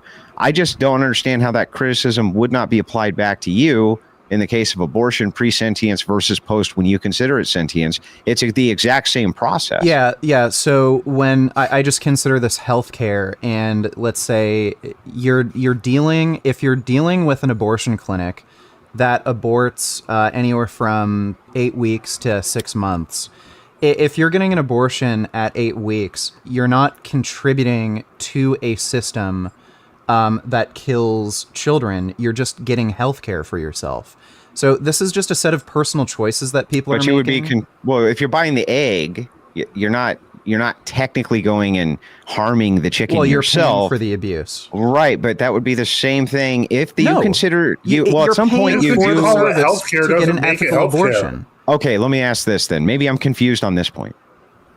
What point do you think the child has sentience inside the womb and it's no longer okay to kill them? It's somewhere between 8 to 12 weeks. You think so? So like maximum charitable, let's give you 12 weeks. You would consider anything post 12 weeks to be murder? Yeah. Okay. So if that's true, and you had a clinic that did them from every which way, and let's say the more popular one was below that sentience line, it still would be funding all the abortions that were moving past that sentience line. The criticism is just as equatable to you as it would be for us. I don't see how you're funding. Well, the clinic's making money, right? They're making and they're money, paying their staff, right, and they're paying their light bill, and they're paying for their equipment. Right, they're paying for all of this. But so even if we acknowledge that, I don't think you should literally have to kill yourself just because other people are doing something. Well, let's say it's not life-threatening. Okay. Which is most cases, right? Most cases aren't life-threatening, so it's not life-threatening.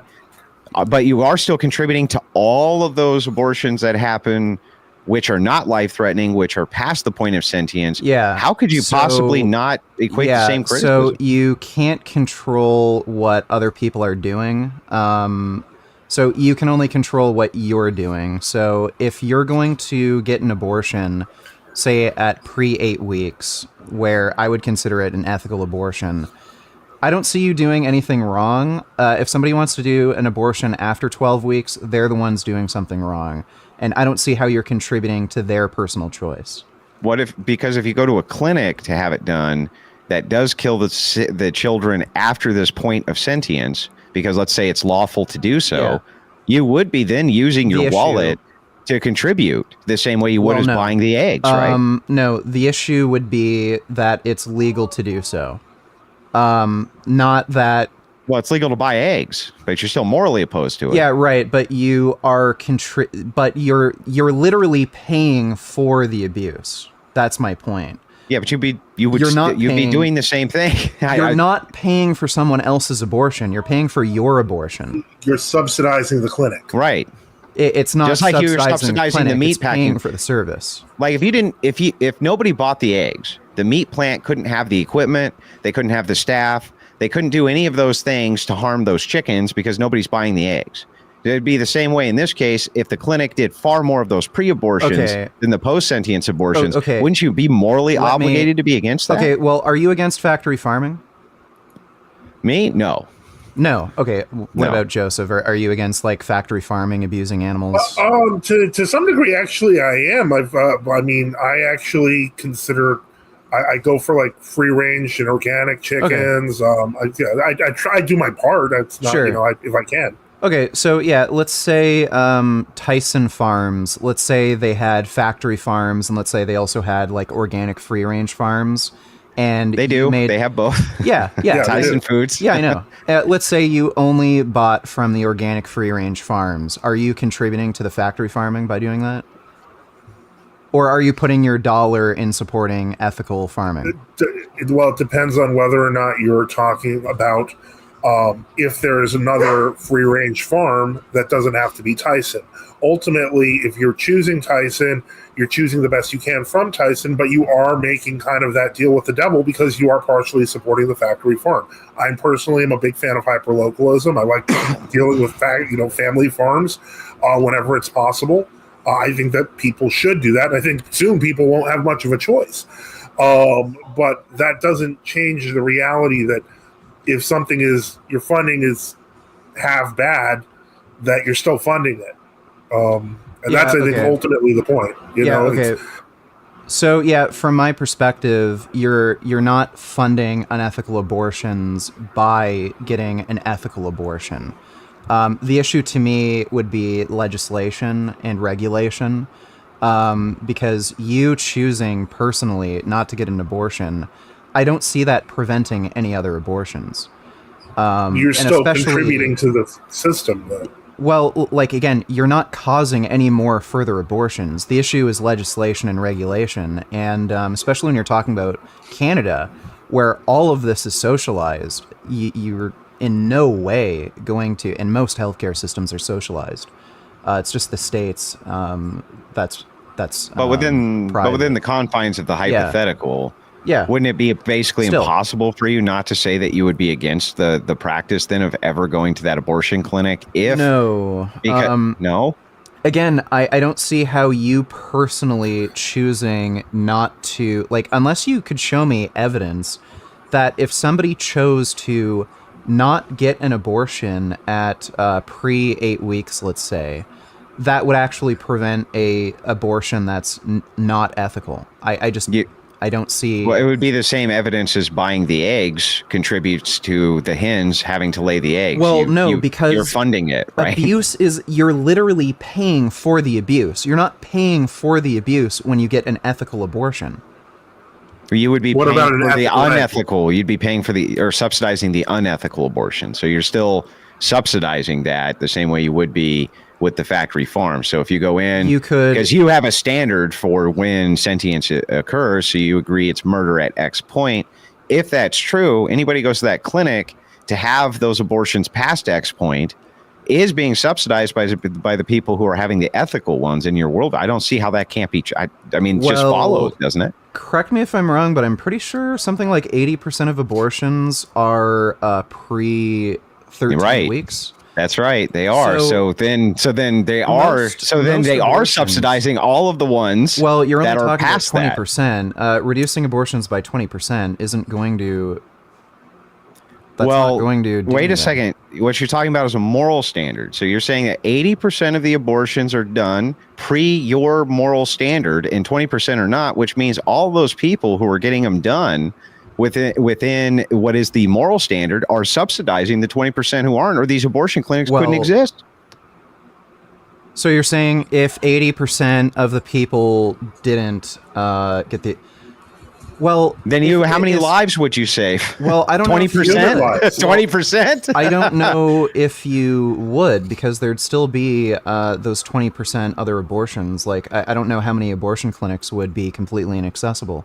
Well, so if it's 1 million, if it's 1 million abortions a year, let's say, then that's 200,000 actual human beings' lives you would be saving. Well, again, I'd need to see evidence that if we were to reduce abortions by, say, 80%, those other 20% wouldn't happen. Well, I mean, surely you would agree that the massive amount of funding for the abortion clinics, if it was reduced by 80%, would be far less likely to have the type of equipment and the type of medical staff that's available. I mean, an 80% reduction in funding? I don't know. There are rare diseases that are treated all the time, so I don't know. Okay. I appreciate it. That kind of got into more of a spar than I want, but I enjoyed it very much. Thank you for humoring me with the questions. Joseph, I'm not going to be any easier on you. I am. So I felt like you were pretty much avoiding this question a bit with Vegan Gains hypothetical, and it really is a legitimate criticism from the vegan side, which is why I wanted you to answer to it. So I've kind of crafted it in a slightly different way where maybe you can contend with it better. Okay. Assume that we had a cloning machine. A human being went inside, they got cloned, and a perfect duplicate of them walked out of the cloning machine. This is the year 2500, okay? Sure, okay. Is that a human being? Yes. Is that human being made in the image of God? Yes. How does that process work, that a clone would be made in the image of God? Because a clone shares genetic similarity to the original. It's like twins. They're both in the image of God. So then if it's genetic, which is what Vegan Gains' point was, then there must be some genetic dissimilarity that you're going to point to as the distinction between the animal and the human as to why it is that you can't eat the animal, or you can't eat the human, but you can eat the animal. Well, yeah. I mean, ultimately, I don't believe that animals are made in the image and likeness of God. I believe they're created by God. I believe they're beautiful. I believe they're wonderful, but they are not humans. And so therefore, but it says just genetic then? If we're going to be all rough and tumble about it, yeah, I guess I'd have to go with that. I'm not saying that I like if it is, then what is the genetic distinction? What is this genetic distinction that you would attribute to an animal that a human doesn't have? They have a central nervous system. They have a brain. They have all of these kinds of same markers, right? Sometimes. Forget the lobster for a second. I don't care. All the lobsters you want. But what about like a dog? What would be the distinction there that you would make on a genetic level and say, that's the thing I'm pointing to, that is the distinction? I actually brought up dogs because they're subjective. The simple reality is that there is no objective marker. While I personally would not eat my dog and VG would not eat my dog across the world, there are people literally farming and eating dogs. The idea that it's, in other words, I don't have a personal stake in eating dogs. I love my dog and I wouldn't eat my dog, but I can't actually say that if someone in China is eating a dog, or Korea, or whichever country you choose, that it's morally wrong. I'm not in a position to judge them because I don't know how they treat dogs. What if the dogs are more vicious there? That's my argument for eating turkeys. Turkeys are nasty, violent creatures that attack humans on a regular basis. I think they should all be beheaded. I'm really okay with that. And you know, the point is, bathroom real quick. Sure. Oh, okay, yeah, no, I understand. But the point is that ultimately that's what it comes down to. That. But I mean, being made in the image of God can't just mean genetics.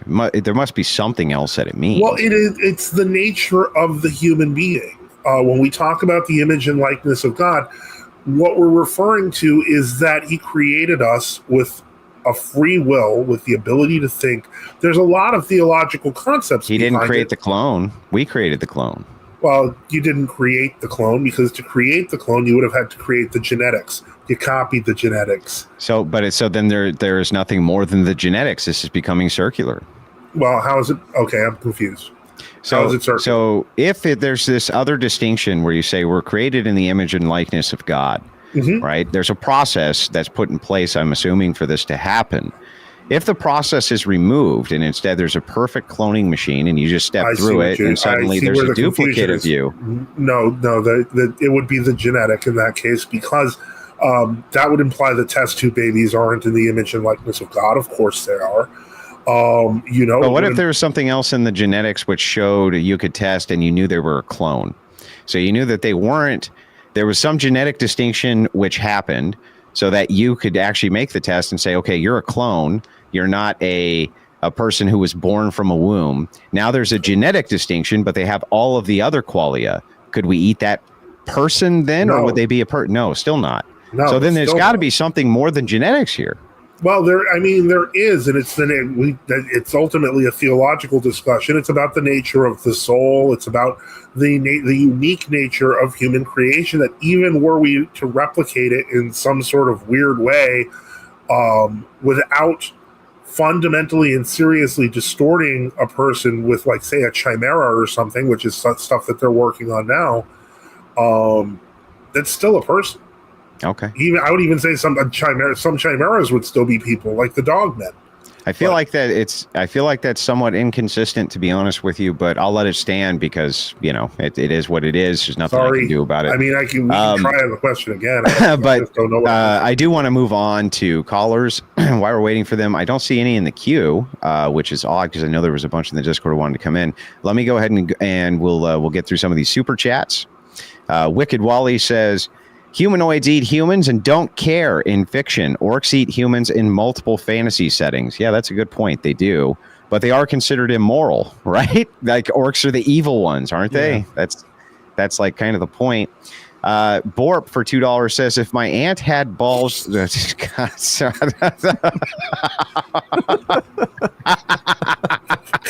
a good one. Okay. Back to the super chats. Eddier than thou for $20 says, keep up the good work, Andrew. Yeah, no problem. I appreciate it very much. Grow Greensland says, aliens, schmalians. Okay, fair enough. Aliens, schmalians. Petrogard says, VG, hypothetically, if your grandmother's mind was transferred into a block of tofu and the tofu's non-mind was transferred into your grandma, would you care if for tofu grandma while jailing bears? I don't know. Yeah, so I if a sentient mind was in a block of tofu, I'd care for the block of tofu. So, yeah. Okay. Marshall Forward for $10 says, Crucible brings best content, bar none. Hey, I appreciate that very much. A lot of people really enjoyed this debate. I did, too. Made by Jim Bob Show sends in $5, says, VG, if I raise $500,000, would you sell your dog to me for a community feast? No, my dog is priceless. Gotcha. What if the dog only had one day to live? Would you sell it for $500,000 then? I don't know if I'd feel comfortable about that. Like, he's a family member, and I feel like I'd be betraying him on his last day on Earth. Raise it up to $1 million. I'll do it. Yeah, do it for $1 million. Made by Jim Bob Show for $5 says, VG, can fish form opinions and judgment about pain? If so, how did you determine that? Yeah, so there's a fair bit of research on whether or not fish are sentient and can feel pain. Basically, they have all the structures required to feel pain, so they have a brain, nervous system, and nociception. And if you conduct experiments, so one of the experiments was injecting acid into their lips, which is where they have a very large nerve cluster, they will do things that you would expect if a fish had pain avoidance mechanisms and was feeling pain. So their heart rate increases, you see an increase in different neurotransmitters associated with pain. They'll rub their face and lips up against whatever glass tank they're in. So there's enough evidence to suggest they have pain, unless you're going to take the position of solipsism that we can't know another mind. There's enough evidence clearly to suggest that fish feel pain. Okay. Made by Jim Bob sends in another one and says, VG, when a rattlesnake strikes, is it making a choice? And if yes, why do headless snakes still strike in response to stimuli? I don't know if headless snakes actually are still alive because they're cold-blooded. So their metabolism might be slow enough where even if they're headless for a while, they can still think and feel. So I'm not sure if headless snakes are making a conscious choice. I would assume, again, because they are sentient, they are making some kind of choice to strike. They're headless? AC, who's been a member for 2 months, appreciate that, says, do animals feel pain and die in nature? And can localized farming, in addition to hunting, replace industrial farming without evil food supply control? That's to either of you. Yes. Yeah, so animals do feel pain and die in nature, and I don't see a problem with industrialized agriculture necessarily. It kind of depends on how it's done. Obviously, I'm against industrialized animal agriculture.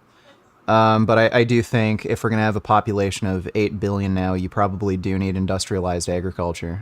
There's just better ways of doing it where you can maybe use less land, less greenhouse gas emissions, things like that. Okay. This one comes in from Petrogard for $2, says, Sola Vigtura. Checkmate. I don't know what that means. Okay. He's making a sola scriptura reference, which is often a Catholic and Orthodox criticism against Protestantism. So it's like yeah. Well, now I explain the joke, so it's not even funny. But anyway, for $10, made by Jim Bob sends in, he says, likelihood equals favorable outcome, unfavorable outcome.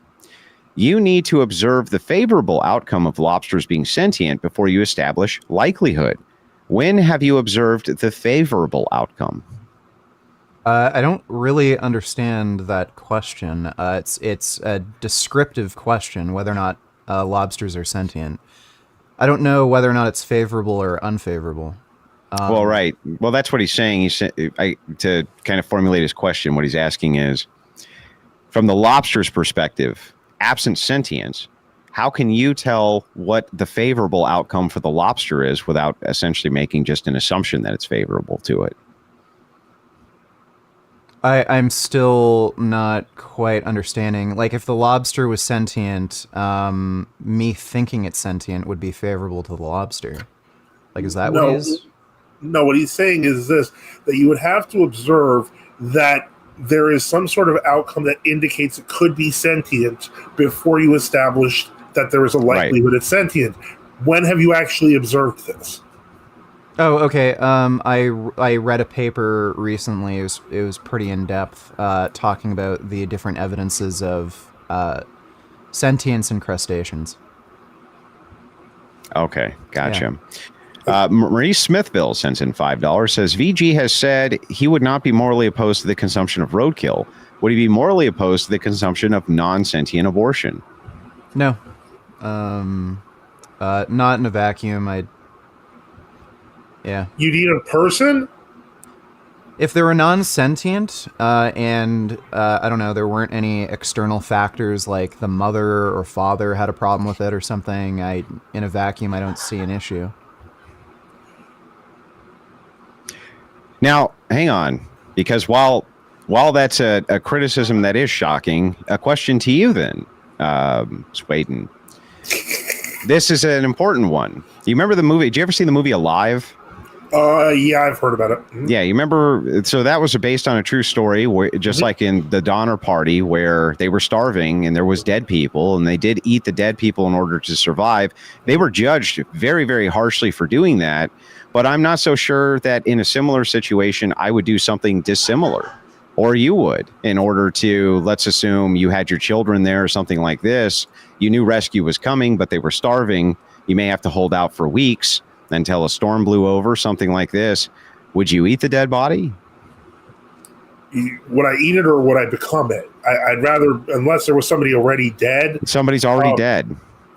Honestly, in that sort of situation, as much as I would hate to admit it, I'd probably eat the dead body. Right. There's So nothing then else, yeah. that does allude to some type of morality there where we do consider a dead body while the consumption of it is seemingly morally abhorrent. We definitely don't consider it on par with eating something which is alive. Well, I think that there's a big difference between the consumption of a non-sentient abortion. Okay, he disappeared. It's just us now. I think there's a difference between the consumption of a non-sentient abortion and a body that's dead on an island and everyone's going to die. These are very different things, which is why I was surprised that he answered that so quickly. Yeah, well, I mean, these are from a vegan standpoint, these are all very common criticisms. So I'm sure he's not particularly surprised by many of the arguments because he probably hears them often. And I do too, because I run a debate channel where we do a lot of vegan debates. Well, this is another thing that confuses me, and I do want to ask this question, VG, while you're here. What's up with the cannibalism connection thing? I've noticed that there's sometimes almost a cannibalistic theme. There's vegetarian cannibalistic meals. I've seen references to vegan cannibalism. Usually they're sexual. And I'm curious as to why that is. Like, why there's no... It doesn't seem to me to make sense. It's almost like, well, you can't eat animals, so, like, eating people's okay? I don't get it. Yeah, well, usually when cannibalism's brought up, people just ask it as a hypothetical of, okay, if somebody's already dead somehow, is there an ethical issue with eating them? And it's basically to test whether or not we care about sentience and not something else. And again, like, I don't see in a vacuum, assuming you're not, say, offending the person's family somehow by eating the person, like, I just don't, I can't think of anything for why it would be morally wrong.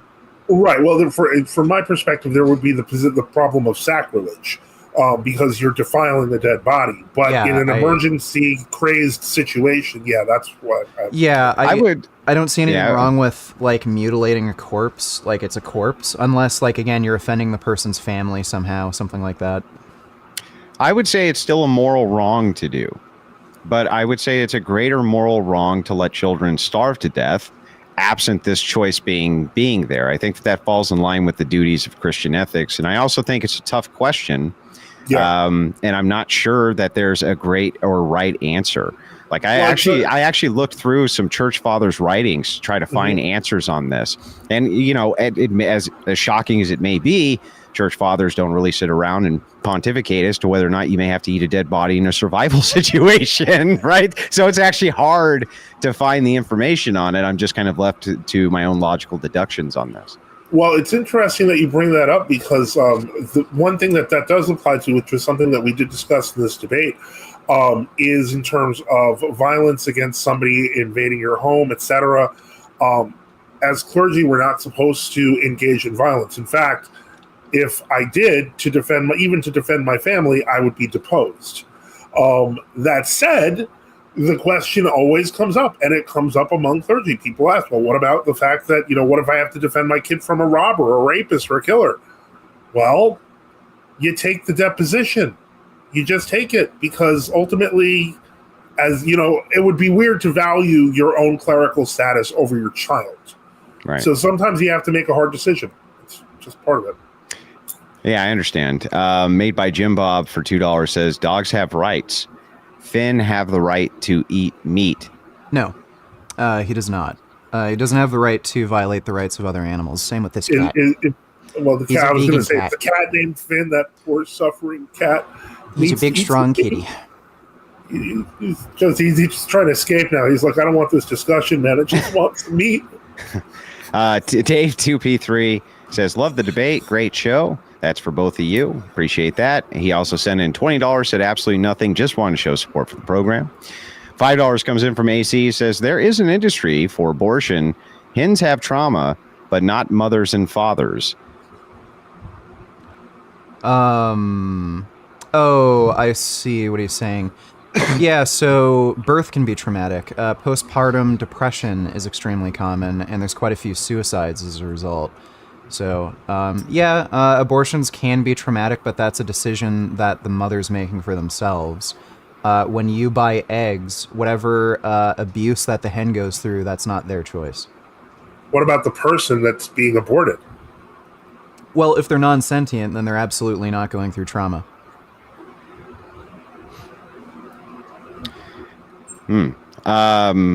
Ali G for $2 says, Joseph, why has God never healed an amputee? God has healed amputees historically. That's where the icon of Saint John of Damascus, I believe it is, with the three hands shows up. Because what had happened was the emir cut off his hand because of his writings while he was in prison, and the Theotokos healed his hand. So when the jailers returned, they saw that he had two hands, even though the third hand was cut off. And that's what's symbolized in the icon. It's not common, but it can occur. Is there any photographic evidence of this? Of the hand or of the of the person healing? not having a hand and then having a hand again. Well, considering that occurred in the 8th century, I would say probably weren't cameras back then. But I'm sure that there are modern healings that do have some sort of evidence. So we can debate that in another. I'd love to debate the question of miracles. Sure. God saves Kyrie Elison for $50 in what is it? What is SEK? Is that something? South Korea? I thought. No, it's not. It's like. Something I don't know. It's like Swedish money or something. I can't ever remember. Swedish kroner. Let me just see. Yeah. You can't make an omelet without breaking some vegans. I believe that is how the saying goes. Lord have mercy. Okay. Daver. It's krona, by the way. Yeah. Okay. Daver sends in $5 and says, VG, if an abortion was done ethically according to you, would it be vegan to consume that abortion miscarriage? Yeah, so I already answered that question. Yeah, I don't see... I can't think of an argument for why it wouldn't be, like, unless somehow you're going to offend the mother or something. But, yeah, at least in a vacuum, yes. And then Matt sends in a $5 super chat and says, this has been a great debate.